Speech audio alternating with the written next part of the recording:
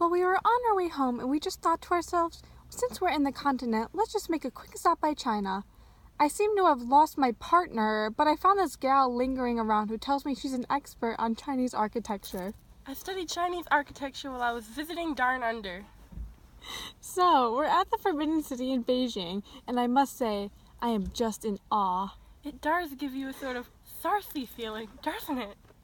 It most certainly does. Now, the Forbidden City is a ginormous palace with lavish red and yellow glazed tiles, signifying the country's hope and stability along with the imperial power. Located at the heart of Beijing, it is 961 meters in length by 753 meters in width, 90 palace compounds, and 98 buildings surrounded by a 52-meter moat. That is absolutely delicious. Now, what is imperative to realize is that it was a political and ritual center in China for 500 years, housing 24 emperors during the span of the Ming and Qing dynasties. It stands for the combined development of classical Chinese and East Asian architecture. Architects designed its layout to follow the order and Confucian ideology. This layout ensures that activities within the microcity were conducted in the manner appropriate to the participants' social and familial roles.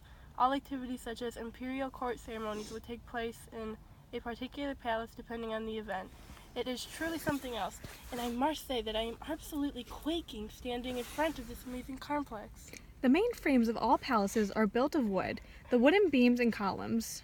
The column is the upright post. The beam sits on top of the column. Are the most important elements, while the walls using to separate space are auxiliary structures.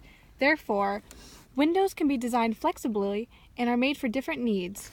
The bracket using to bearing the weight is also a typical structure in ancient architecture.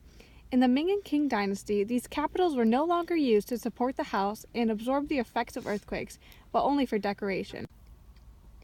Various categories of decoration used leaves people a feeling of mystery. Also, color painting is one of the form of decorations in Chinese ancient buildings, which is used not only decoratively, but also to protect wooden structure from deterioration. And the common symbols are dragons and phoenixes. Absolutely fascinating. Now, what is very interesting is that public and domestic spheres are clearly divided in the Forbidden City.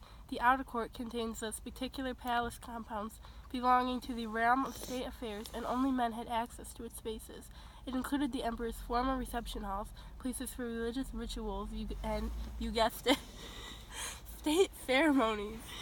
Well, what is also worth mentioning is that the inner court contained the domestic space, solely for the imperial family.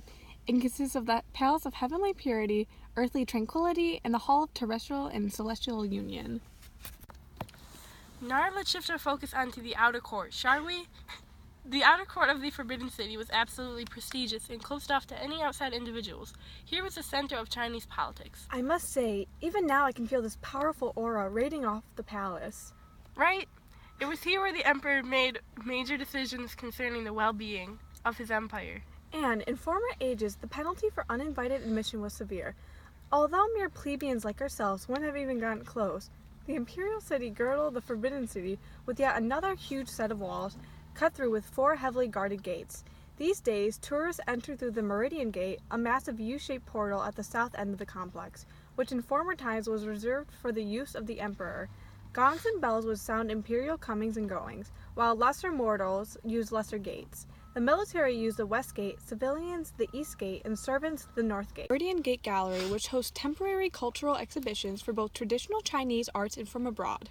The inner court is where we get a bit more thirsty, for it was strictly dedicated to the imperial family. Frankly, I feel like I'm breaking and entering right now. And the inner court was lusciously divided into what is known as the Palace of Heavenly Purity, the Palace of Earthly Tranquility, and finally the Hall of Celestial and Terrestrial Union. I was just getting to that. Anyways, the Palace of Heavenly Purity was symbolic of the emperor's supreme power over his people. Here they also read and signed documents, interviewed ministers and envoys. Occasionally, banquets and other ceremonies would be held here too. And most importantly, this section of the palace is where the emperor would have his coffin placed in preparation for death. Well, that's a little morbid, don't you think? Quite. Though both smaller, the Empress's residence was located in the Palace of Earthly Tranquility and also served as an altar for worshipping the deities of shamanism. whereas the Hall of Celestial and Terrestrial Union was the center of the wedding ceremonies, and it was a place for the Empress to receive greetings on major festivals for her birthday. It was also a place for storing the 25 different imperial seals. That is certainly amazing. It's not every day you see a city within a city. This is just marvelous. Wait, is that my partner? I must go. Wait, don't go. Don't.